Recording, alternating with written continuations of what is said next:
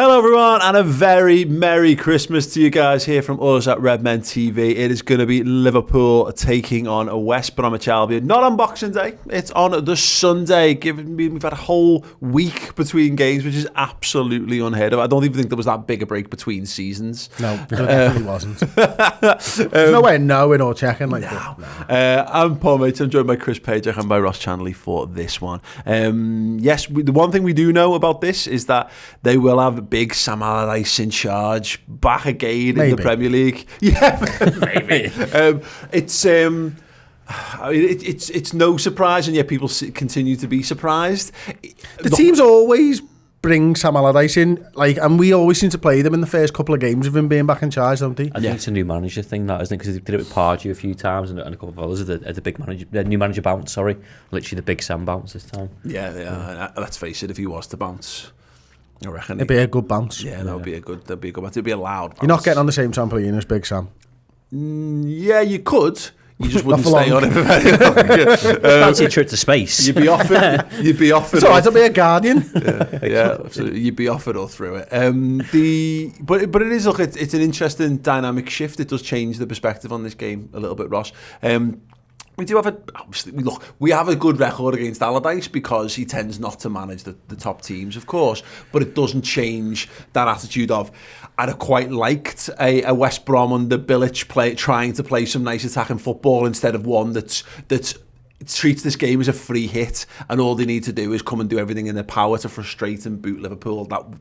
It's not ideal at all. No, and that's the one thing with Allardyce teams, if it's just that frustration, I think it's not a good thing to watch as a football fan, certainly as a Liverpool fan, because you become frustrated and chances are thick and thin. But that's why they brought Sam in. I'm not going to say I watch West Brom week in, week out, because I don't think any of us have. I don't think West Brom fans do, Paul. No, that's a good point.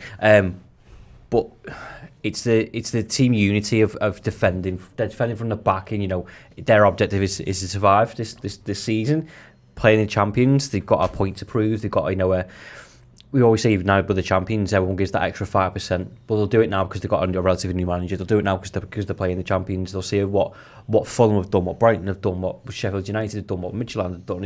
Other teams to know it's possible. Well, they'll look what they look at the result against Man City is the pertinent one. They'll look at what they've achieved there, and he'll go that. Yeah. I want you to go and do that again. I want you to work super hard. I want you to get in Liverpool's faces. I want it to cause the problem. I want the porter cabin where Liverpool getting changed to either be dead hot or dead cold.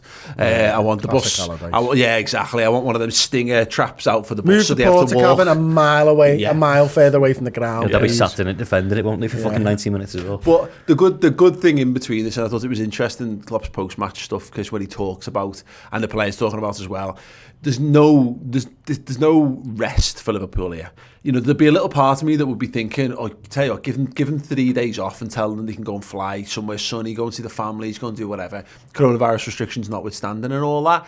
It sounds to me very much like they're going, no lads, look, this is the mission. The mission is to win the title, and that mission means that this will even if we're in work this week, it will feel like a break because you're not travelling all over the world playing football and you're not working flat out at all, given opportunities. Yeah, look. The season is won over 38 games, but it's 38 separate games, and right now Liverpool's only focus is always on the game that's next. So Liverpool will be thinking over that Christmas period. Obviously, they're going to have the family time and all that, day off. They're thinking about West Brom. They're thinking about what they can learn from West Brom's first game under Sam Allardyce. They're thinking about how they're going to attack that West Brom side. And our focus is pure on West Brom now. And as a West Brom fan or a West Brom player, I wouldn't want that. I wouldn't want Liverpool to have 7 days to think about them. On the back of a 7-0 win. Yeah, on the back of a 7-0 win. Are you kidding me? No.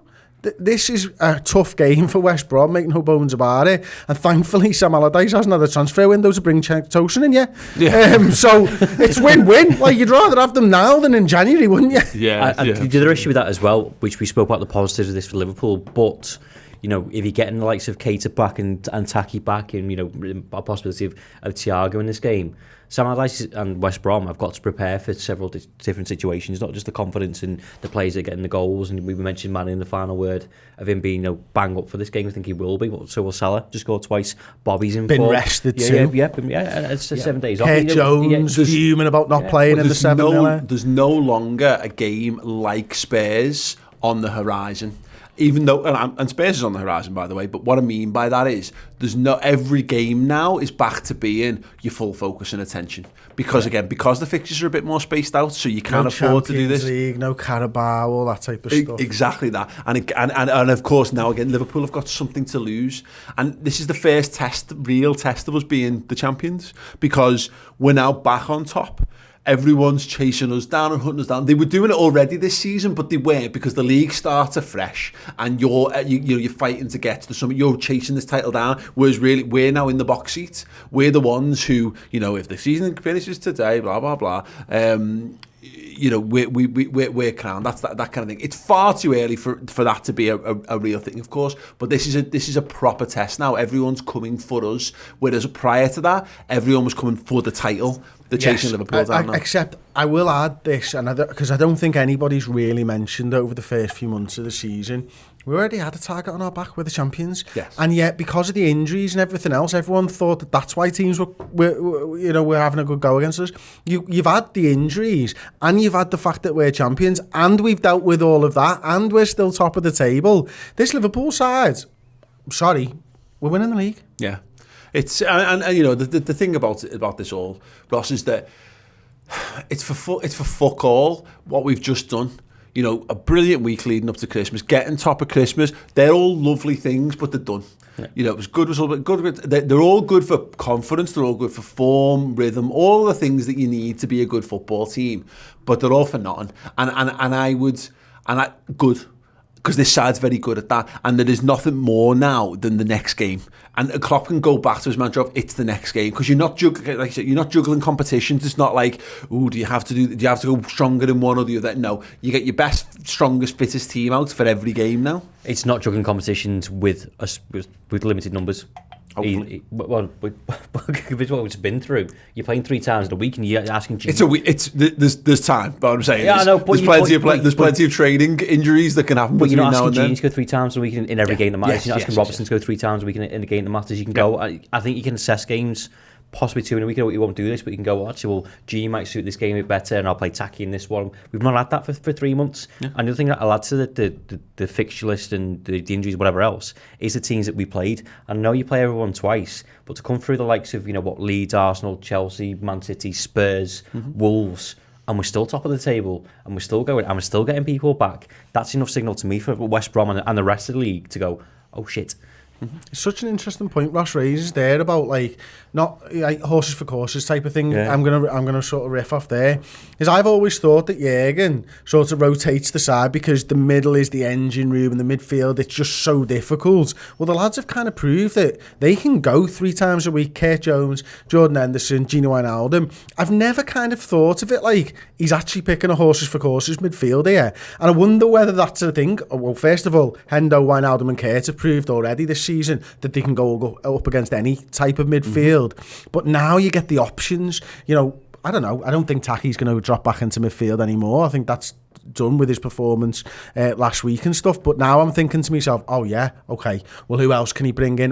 How's that midfield going to change? How are Liverpool going to attack that's different? Because it's great. They'll be thinking about Liverpool and how we played against Crystal Palace and how we played against Tottenham. And he'll be thinking, yeah, you think about that. I've now got the options to change that going into the game if I want to. I can play an Ox, I can play a Naby Keita, and we'll just play it slightly differently, and that scuppers your plans. In the build-up to the Palace, I think we spoke about having pot shots, you know, as and when, just to kind of test the goalkeeper, and Chamberlain was that name. You've now got that option. Again, he's got an assist to his name, or he's come back, you know, that will give him some sort of confidence. Yeah. You've got an option, and hopefully, you know, maybe not for this game. Great assist as well, great ball on the floor to Salah. But then to add to that, you know, Thiago is the one that's been crying out for games that we've already mentioned. You know, if Sam Allardyce chooses to go completely defensive, well then, you know, unless you mark Thiago out the game, which is, is again pick your poison what you're going to do, because we've got other threats. Trent showing that, Robertson showing that against Crystal Palace. There's just danger all over the pitch. I mean, look, on the Thiago stuff, my suspicion is it'll be far too soon for him still, even if he's they're saying he could be back before the turn of the year. This is the game I would be keeping an eye out of. 9 subs though. Yeah, no, it's He could do worse than just having him there. Yeah, if he's available, because there's going to come a point where you can take 2 goalkeepers, or you can take an extra outfield player. Put him on 6-0 up. But in this game, I mean, look, this is what we've engineered for ourselves. It's a matter of trust, isn't it, and experience. And that's what I said before. If Liverpool won't be in a situation again where they have to play those players, it's a choice now. It's not it's not thrust upon them because there's no one else to fucking play. And you're looking at your bench even. We mentioned Thiago there, but you can look at your bench now, like the Crystal Palace game. Right, I can bring Salah on. Well, if you're any opposition team and you've seen Salah on the bench or Thiago on the bench, 4-0. Yeah, Chambers on the bench. Liverpool have options that can hurt teams if the game isn't going their way. Whether it's half time, an hour, or whatever else, you can change your style of play to hurt the opposition, and we've got the players at our disposal. Can I before we get carried away with this, can I hit you with a little fact? Go ahead, a Sam Allardyce related fact. Go on. I'll do that after the break.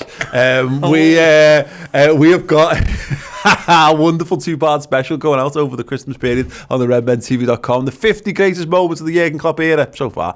Have a little look at this. And to kick us off at number 50, we're revisiting one of the biggest days in Klopp's first season. The Europa League final versus Seville didn't exactly go how we'd hoped that day. But before the game, the fan park in Basel gave us a little taste of what lay ahead in the years to come. I can't believe that's only number 50, to be honest with you. I think anybody that was there, who was lucky enough to be there, will have ranked that higher, because that was the first time Liverpool were back on, the European stage, as it were, in a big final. So obviously we took the longest route possible to Basel by driving it, which seemed such a good idea at the time.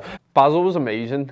It was the start of the European trips that we've become accustomed to now. It was the sea of bodies, smiling faces, singing songs, and it was nothing. It was just a square with a sound system. There was nothing special about it, but it was the fans that made it special. There was just that overwhelming sense of joy. Seeing everyone in that fan park and seeing what it meant to everybody and seeing how happy we all were and how much fun we were all having, that's what footy's about for me. It just summed up what we missed as Liverpool fans, going over there and being part of this brilliant occasion. It was one of the best trips I've had. It was incredible up until the final 45 minutes of the game, but the build-up itself, unbelievable. Yeah, for better or for worse, the last time Sam Allardyce beat us... Crystal Palace 4-3. Crystal Palace... Liverpool 1, Crystal Palace 2, April 23rd, 2017, which is what? 2 Benteke goals last time we lost a league game. The last time we lost the league game at home to Anfield. So, I don't want to piss on everyone's Christmas turkey here, but, Then don't. I won't. I still think we'll be okay, but I just think it's an interesting thing. I wonder if Sam Allardyce has just got that little, because Mourinho had that, didn't he, coming into Anfield, and we talked about his record. He's got a fucking something in his wallet. Like an Alcoholics Anonymous chip. It's got I was the one. Give me a job in the top 6. Look. Give me a big club. You know that record? Well, Liverpool haven't been beaten at home in 66 games. So you know the last one to do it with? It's because I've not been in the league. You know the last one to do it with? Oh, yeah. Big Sam. Bet he calls himself that. He does. Yeah. Who's got 2 thumbs and was the last person to beat Liverpool. This guy. Something interesting. Another interesting fact, actually, the last time we played a game on the 27th, because we so often play, of course, on Boxing Day rather than the 27th, we beat Stoke City 4-1. That's better. Under Mark Hughes at Anfield. So yeah, that's definitely a much more encouraging thing to have in mind. I thought that was a nice synergy as well, because obviously it's another team that were Serge Donovan and Mark Hughes, prick, and all that kind of stuff. Yeah. Yes, I'm looking forward to this game. Really, really looking forward to this game. I wonder whether there's something here where do you say to Salah, say to Mane, say to Firmino, if you're fit and available, go on, I'm going to put you back out there, because we talked about the Crystal Palace game, Chris, about how having got ahead against Spurs, you go to the top, you solidify the top of Christmas thing. I mean, this happens every week, so maybe this is the counterpoint to it. You don't want to run any risk here of your first available opportunity after you've worked conquered so this summit. hard. Yeah. Do you just go as hard as possible for this game? Yeah, he absolutely does. I mean, you could think about Taki and how he performed, and you could think about Naby Keita, but Kurt's coming back in. Full stop. Maybe Hendo or Gini gets rested instead. But I would say no. I would say that the team is Kurt Jones in the centre of the park with the other two lads that have been there week in, week out. And I think the front three play. The only thing that I might do that's slightly different, and it's stupid, I'll say it right now, is I might just keep Mane on that leash. Just keep him fired up that little bit longer. Like, I subbed you, you're fuming. No. Just stay on. Just in case anything goes wrong, 60 minutes, unleash the bastard on them. There's something to be said, just in a general. Let's rather than being specific to personnel on it, but I think the Mane point's a good starting point for this, Ross. What we had there against Crystal Palace was we had a perfectly good front three on the pitch there who all bagged, and then you've got Mo Salah there, and it's just, in fact, it was Adam Rowe tweeted it after the game. Like, imagine you're 4-0 down to Liverpool, and Salah, she's looking over there, Salah taking his trackie off, and you're like, oh, right, well, I'm done.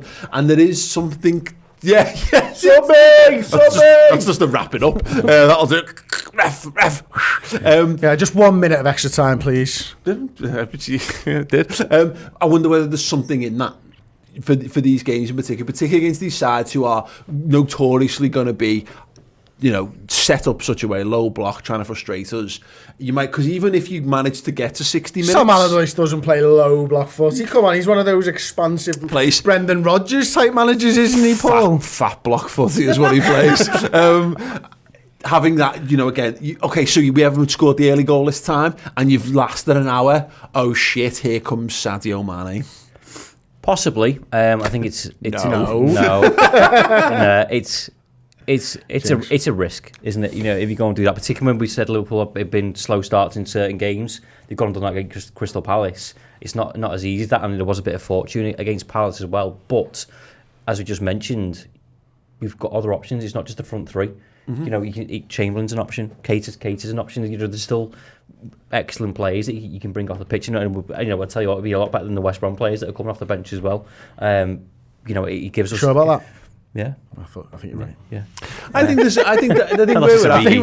we do have better players. Yeah. I mentioned it before. Obviously, I was a little inaccurate when I was thinking about what comes up in terms of the games. It's 27, Sunday the 27th to Wednesday.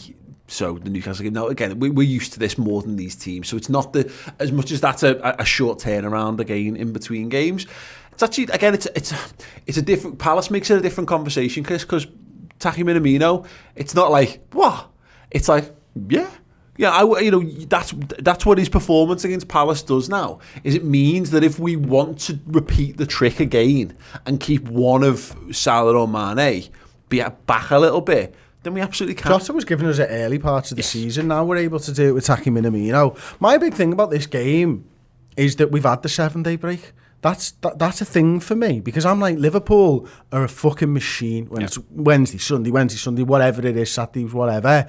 That 7-day gap is actually, I think that helps to focus Jurgen, because I think he probably knows we're a little bit better when we're in the rhythm of the season and stuff like that. So I've been taking this one very, very seriously.